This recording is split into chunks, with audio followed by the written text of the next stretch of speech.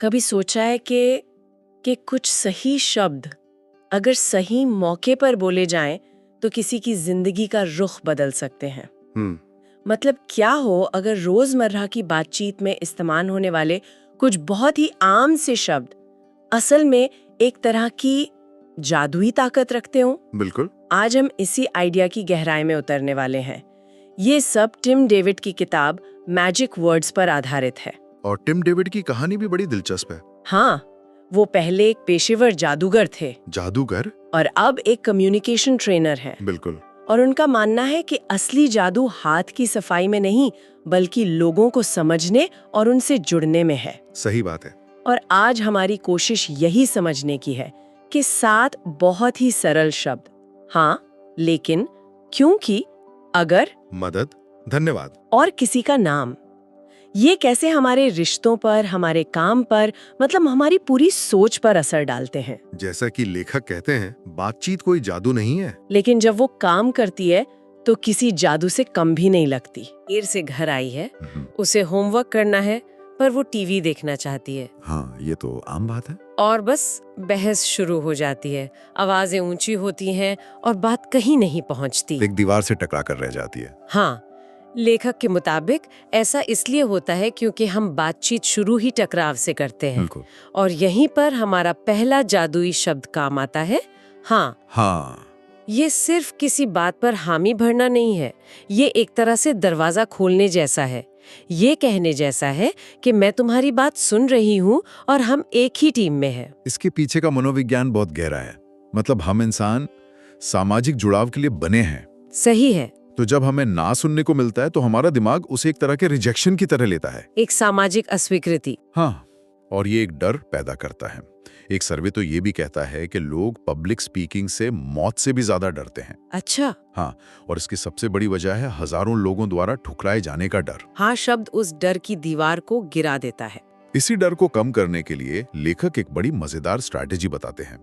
वो इसे कहते हैं लिटिल यस। लिटिल यस मतलब अपनी बड़ी बात रखने से पहले कुछ ऐसे छोटे छोटे सवाल पूछो जिनका जवाब लगभग हमेशा हाँ में ही होगा।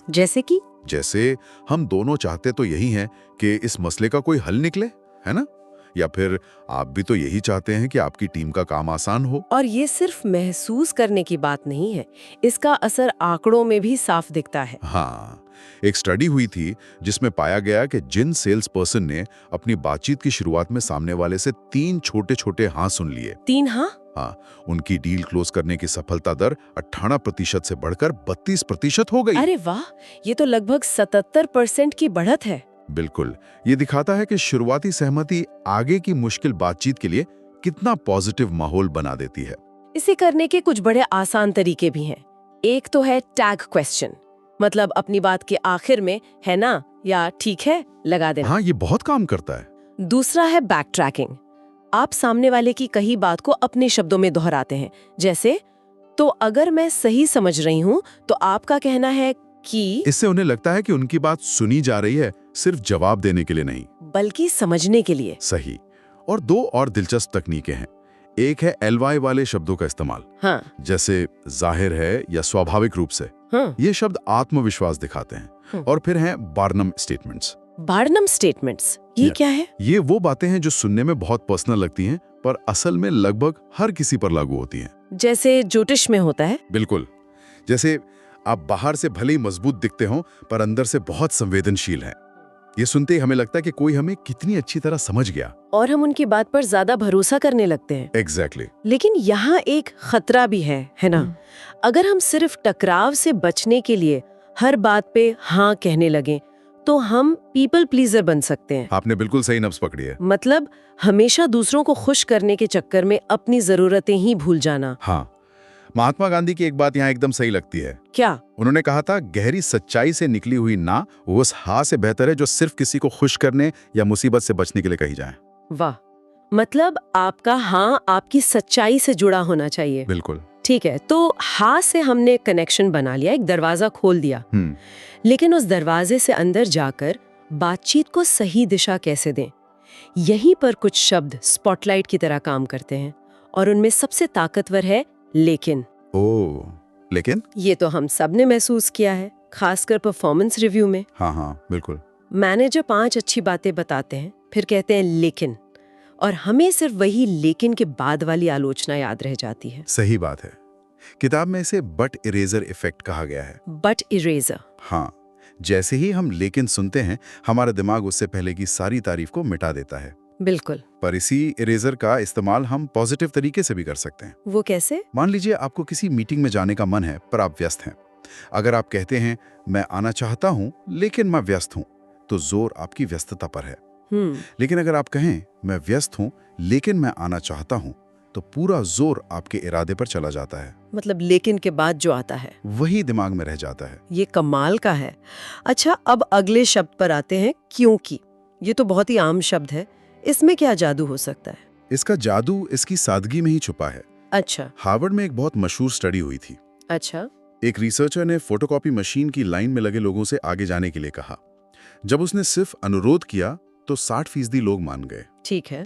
लेकिन जब उसने कहा क्या मैं आगे जा सकता हूं क्योंकि मुझे कुछ कॉपीज करनी है, तो 93% लोग मान गए। एक मिनट, मतलब वजह इतनी मामूली थी कि मुझे कॉपीज करनी है। लाइन में तो सभी को कॉपी करनी होती है। हाँ बिल्कुल। तो क्या इसका मतलब ये है कि वजह कितनी भी बेकार क्यों ना हो, सिर्फ क्योंकि शब्द का इस्तेमाल ही काफी है? ये तो थोड़ा चालाकी भरा नहीं लगता? बहुत अच्छा सवाल है। शुरुआत में ऐसा ही लगता है। ये स्टडी दिखाती है कि हमारा दिमाग कारण ढूंढने के लिए बना है। जब उसे क्योंकि शब्द मिलता है तो वो संतुष्ट हो जाता है, भले ही कारण बहुत मजबूत ना हो। अच्छा। लेकिन इसका एक और गहरा और ज्यादा ईमानदार इस्तेमाल है। वो क्या है? खुद कारण देने के बजाय सामने वाले से पूछें, जैसे आपके हिसाब से ये तरीका हमारे प्रोजेक्ट के लिए बेहतर क्यों हो सकता है? वाह। जब लोग खुद कारण ढूंढते हैं तो वो उस आइडिया को अपना लेते हैं। मतलब उन्हें हुक्म देने की बजाय सोचने पर मजबूर करना। बिल्कुल। और फिर है अगर।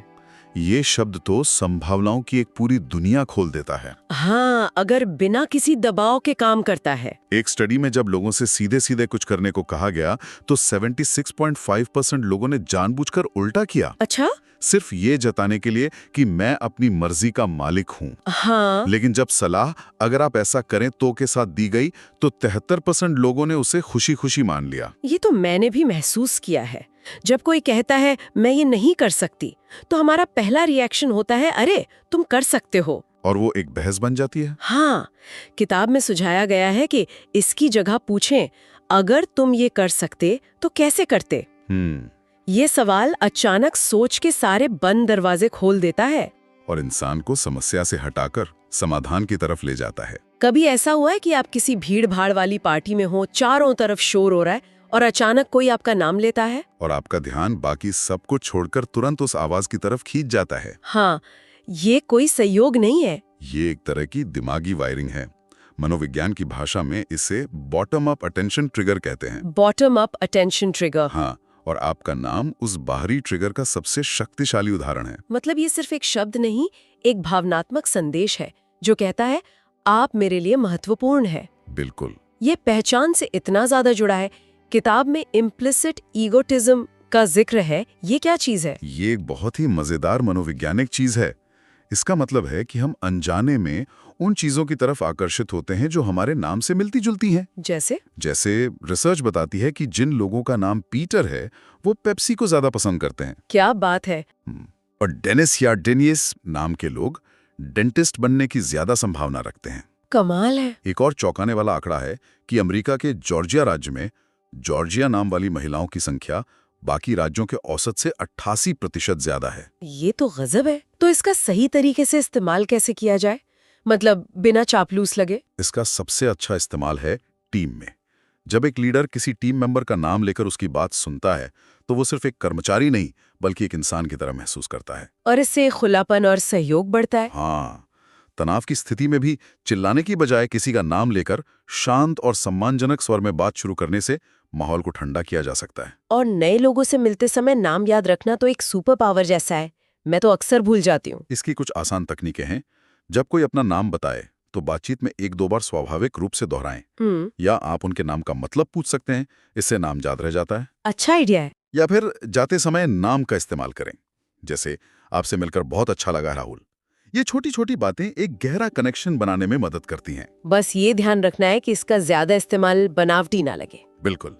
ईमानदारी से इस्तेमाल करने पर ये दो लोगों के बीच एक पुल बन जाता है। मदद मांगना अगर एक तरफ का सिक्का है तो उसका दूसरा पहलू है उस मदद के लिए आभार जताना।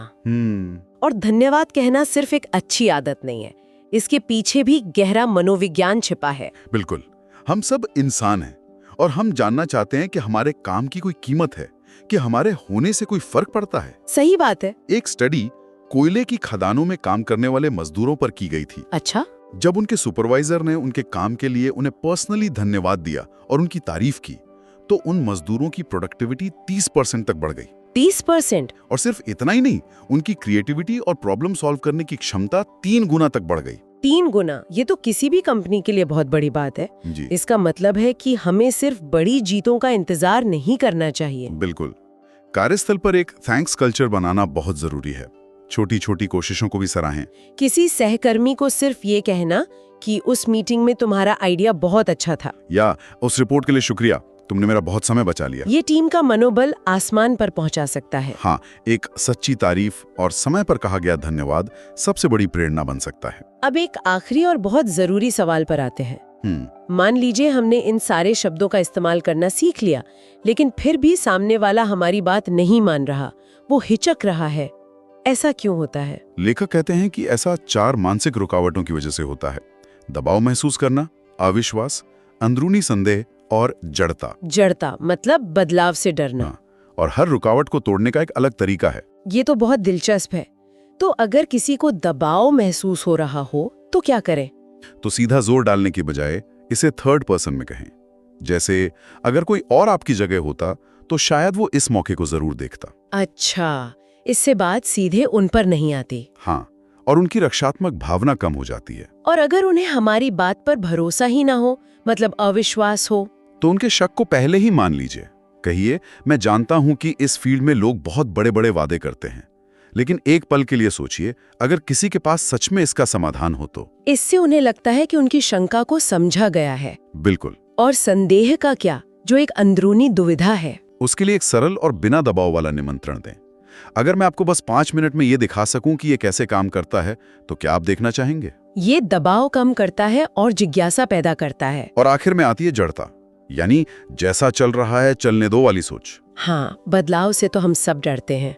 यहाँ पर भविष्य के संभावित पछतावे का एक हल्का सा विचार डालना काम कर सकता है, लेकिन ये डराने के लिए नहीं, सोचने पर मजबूर करने के लिए होना चाहिए। जैसे बस एक पल के लिए सोचिए कि अगर 1 साल बाद आपको लगे कि काश आपने आज ये कदम उठा लिया होता। इन सभी तरीकों का मकसद लोगों से चालाकी करना नहीं, बल्कि उन्हें समझदारी से एक बेहतर निर्णय की ओर ले जाना है। बिल्कुल। तो आज हमने जो कुछ भी समझा उसे अगर समेटें तो ये है 7 जादुई शब्द और उनकी ताकत। हाँ से भरोसा बनाइए, लेकिन से बातचीत को सही दिशा दीजिए। क्योंकि इसे एक वजह दीजिए जो असरदार हो। अगर से सोच को उड़ान दीजिए। भरोसे के साथ मदद मांगिए। दिल से धन्यवाद कहिए। और सबसे जरूरी, नाम लीजिए। लेकिन सबसे जरूरी बात यह है कि ये शब्द तभी काम करते हैं जब वे सच्चाई और सही भावना से बोले जाएं। सही बात है। भावना के बिना शब्द सिर्फ शोर हैं।